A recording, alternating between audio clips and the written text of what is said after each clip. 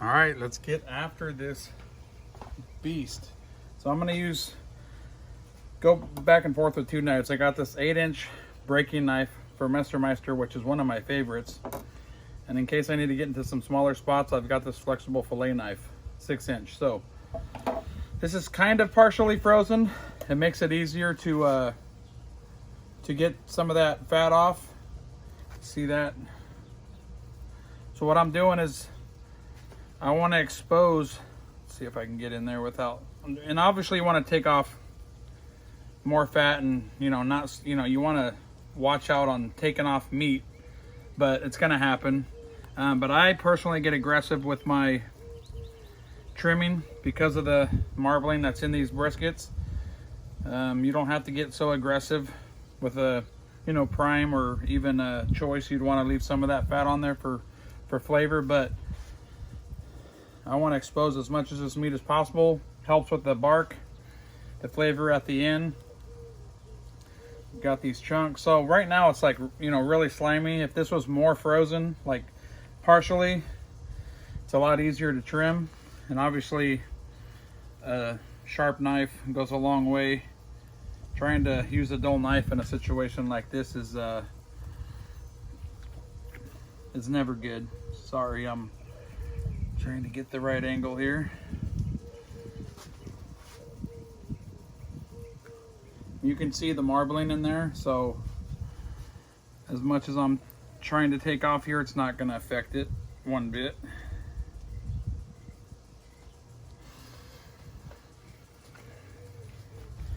A lot of this fat here is just that slimy fat we don't need on there. I try and get some of this silver skin off.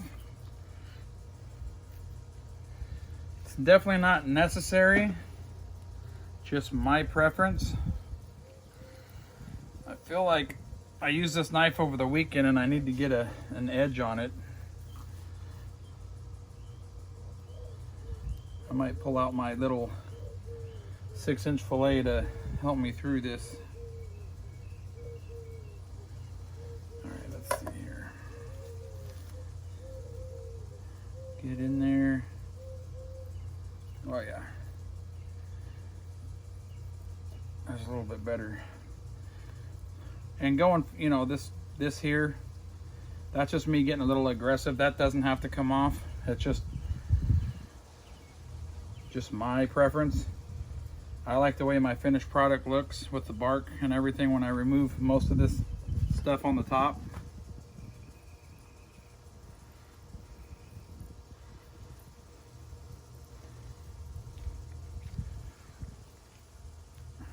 I just feel like there's no right way. Do what makes you feel comfortable. That's just a nice fat pocket right there. Get some of that out of there.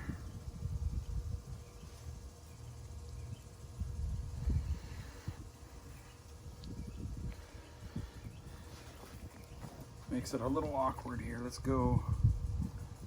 There we go. I'm getting a little bit of that meat, but that's okay.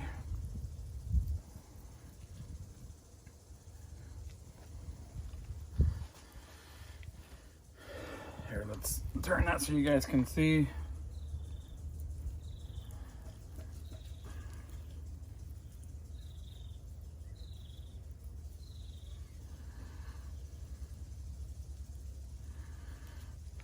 The point on this is massive. I mean, I've never seen anything like this.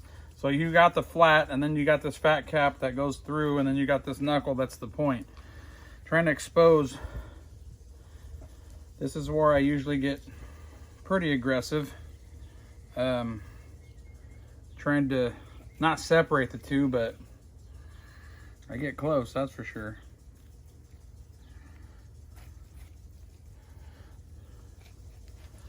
So we're trying to get this deckle out. This is just a massive piece of fat that will not render.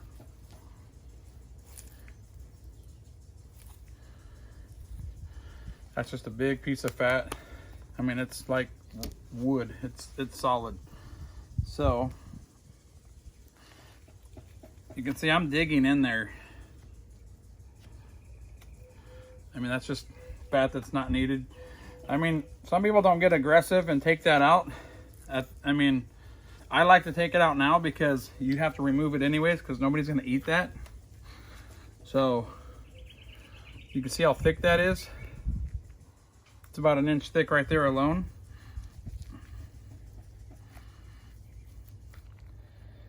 So I just want to get as much of that out as possible.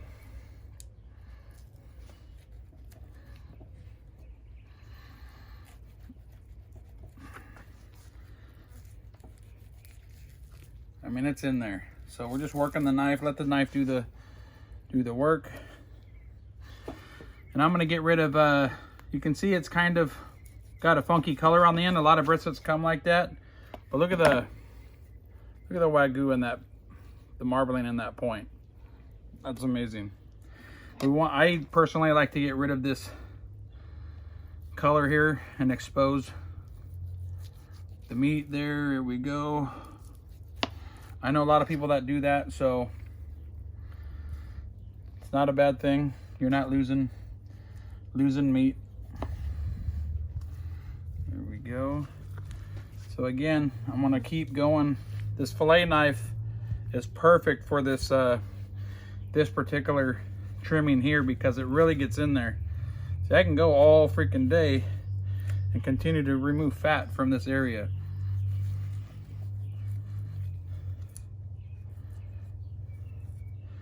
So here's the flat part of it. Here's the point. So we're just making our way around. Get rid of a little bit of that. There we go. And the same's gonna go here.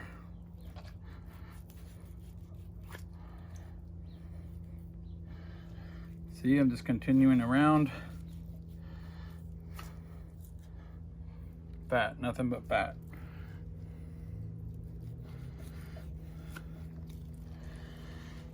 All right, let me, I want you guys to see, but it's a little bit more easier doing it from this side. So, I mean, continuing to just remove fat at the end of the day.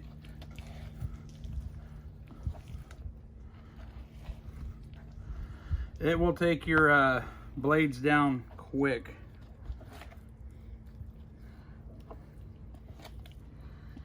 I mean, it just keeps going. This is that slimy fat that you just don't want on there.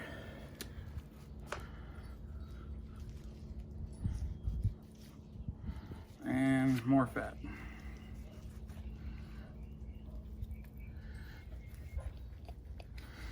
Mm-hmm. You're like, where's all this fat coming from? I'll show you. It just keeps going. It just keeps going. So think about it. Now's a better time to get it out than at the end, because who's gonna eat that? I know fat's flavor, but you gotta draw a line, and I love fat, trust me. So this weighed in at 24.6 pounds. I'm curious to see how much we're gonna remove.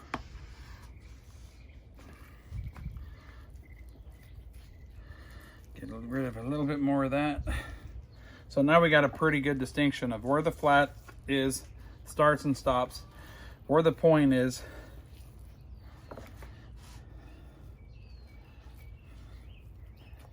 There we go.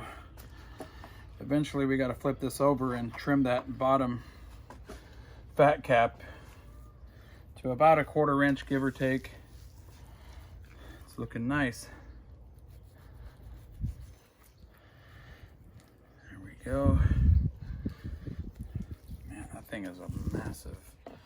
Look at that thing. You can just see the flavor. So I still need to get rid of this side piece.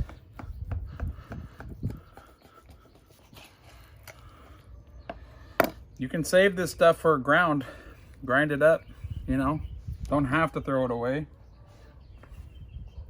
if you think you're wasting.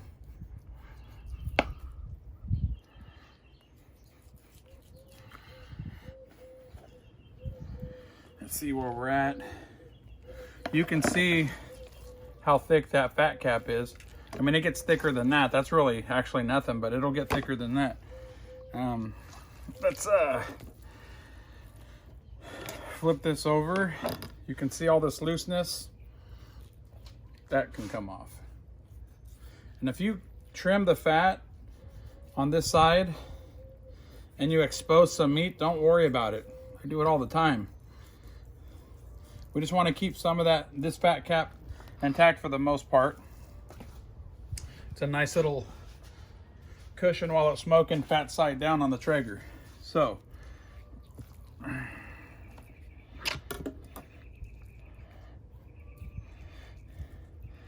one of the reasons why you want to trim these partially frozen is this side. I mean, this is still kind of, but you can see how slimy and loose that fat is.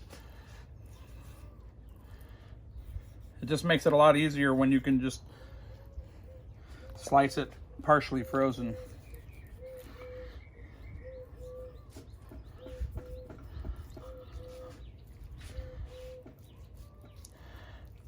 And as far as the point goes, because it's so much fat, you can actually expose the meat entirely underneath this because it's already got so much fat in it.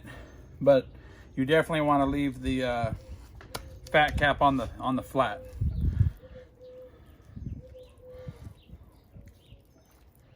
Good.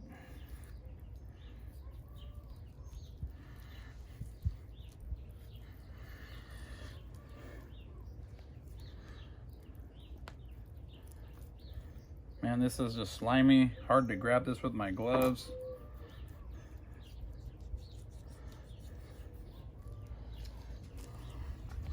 You can see, let me move this around, how thick it is here. So you can just keep peeling it back. See how thick that is?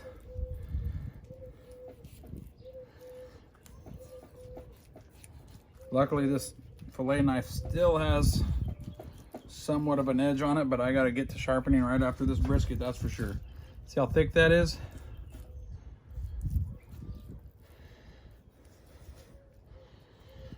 Little exposure, no big deal.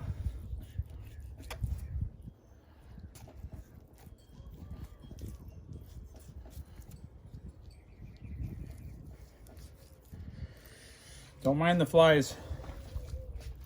They must think it's just the whole cow because this thing's massive, but I live in the country surrounded by dairies and cows, so flies are just a thing around here.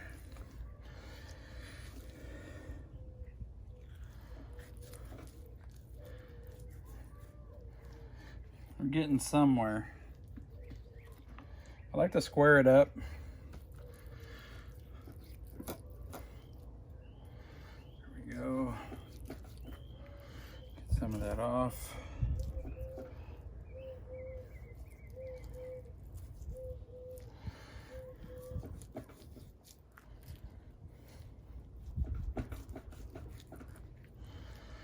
See? You see how I'm going? You could just keep going. There's no, I mean, 1/4 inch is probably the magic number, but just go with what you want, what you feel. Look at this. Just nasty, massive, slimy noise.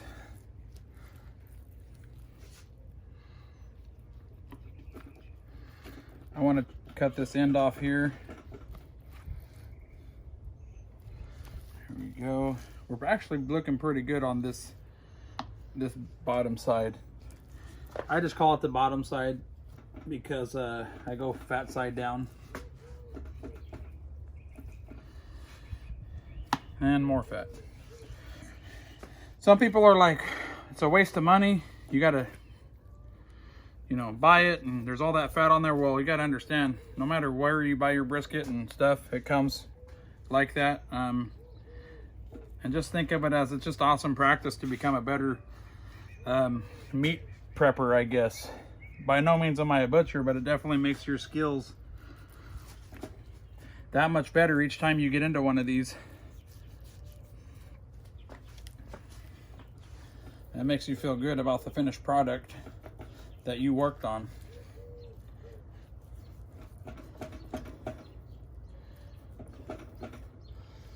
Okay, man, I just never know when to stop. I think that's good on that side. So let's get it back over. So for the most part, here we go, let's get that out. Most part we're close.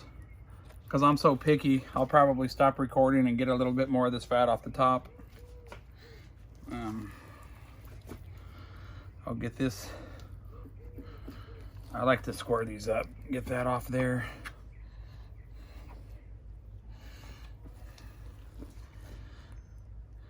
Now don't ask me why, I just like to take that corner off, just my thing.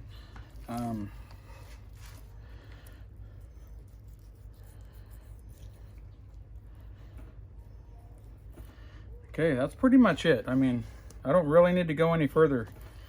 Now I can get some seasoning on it and let it sweat out and go about my day. I'll get this on later. So definitely stoked on breaking in my Ironwood 885 with this bad boy. So there we go. Flat, point, fat cap, and you always can separate these two. If you wanted to just do the flat by itself and the point, that's another option. I prefer to leave them together and cook them together. So there you go. 24.6 pounds. We will see what it weighs now.